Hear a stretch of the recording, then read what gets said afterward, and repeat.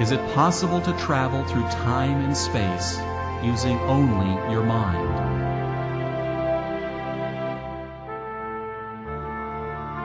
To leap ahead 10, 20, even hundreds of years into the future or the past? What if we possess a sixth sense,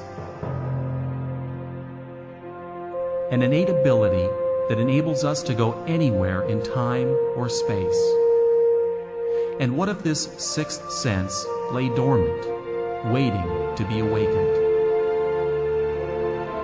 This program is about training your mind to unleash this untapped ability, to go anywhere in the universe to retrieve accurate information about any person, place, or thing, from the past to the present and into the future.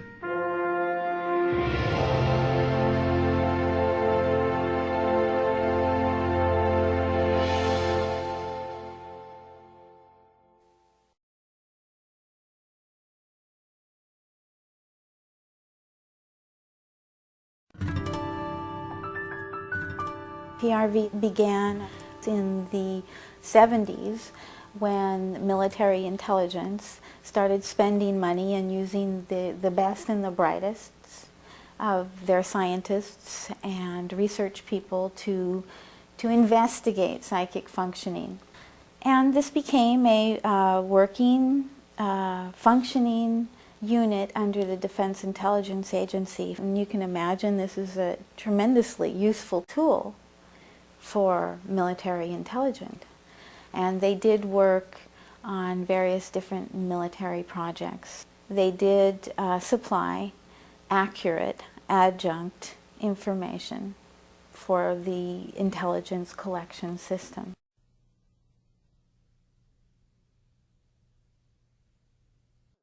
I really have no personal knowledge of that project at this point, so I can't answer the question. Oh, I know about the project, but I can't answer the question. I'm not going to answer that question. A lot of this is classified, and there are some that have a record of being accurate and having some ability to, in essence, foresee what is going to happen. And obviously, in the world of intelligence, that can be very, very important. He had drawn some pictures of places in the Soviet Union that he had never been and which seemed to turn out to be accurate.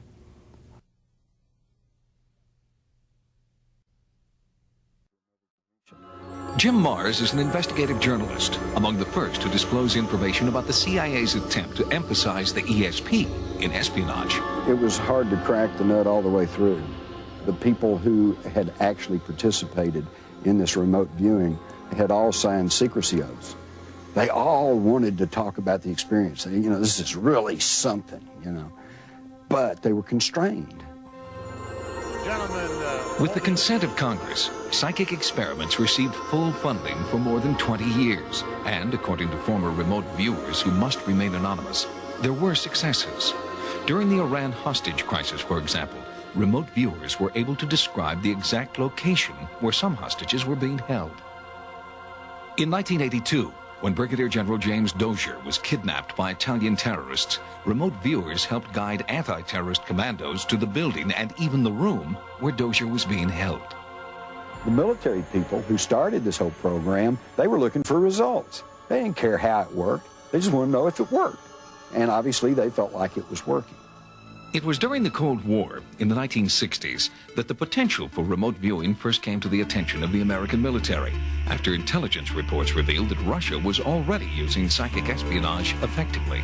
This got the boys in the Pentagon going, you know, and their attitude was, we don't think there's anything to that, but if the Soviets are doing it, we've got to do it too. Early studies conducted at the Stanford Research Institute were crude and haphazard. Psychic Ingo Swan was among the first to be called into the program.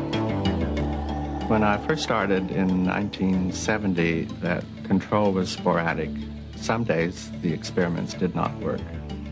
But as I became more professionally involved with research and began to understand the processes involved, the control was probably about 95% effective. As Swan's proficiency increased, so did his ability to analyze what worked and what didn't, and then teach remote viewing to military personnel. They, too, had a high success rate. The trained remote viewer, my students anyway, had to be 85% correct 85% of the time.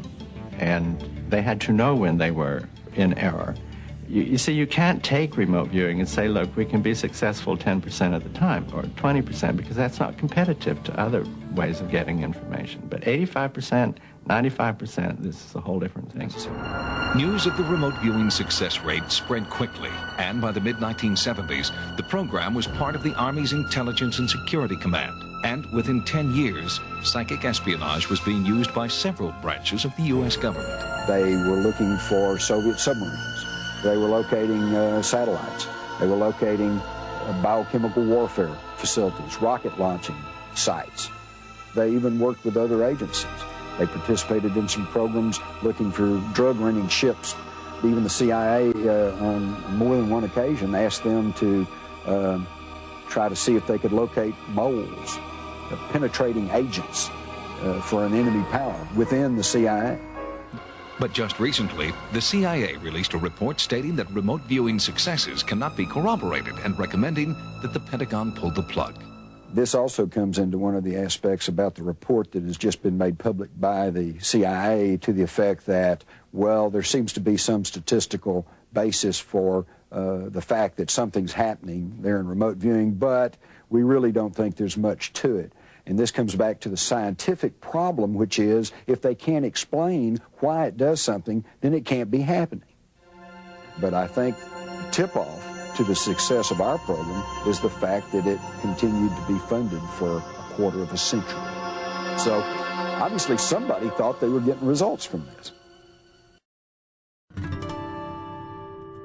Two generals who realized the importance of not losing this particular technology sat on the board of directors of PSI TECH in the early days in order to usher it out of military intel safely. You would have thought that the military intelligence community would have been in an outrage. They would have been had Desert Storm not had started to happen at that time, and then they needed to solicit the help of PSI TECH. We were asked to determine the location of Saddam Hussein's hidden biological weapons.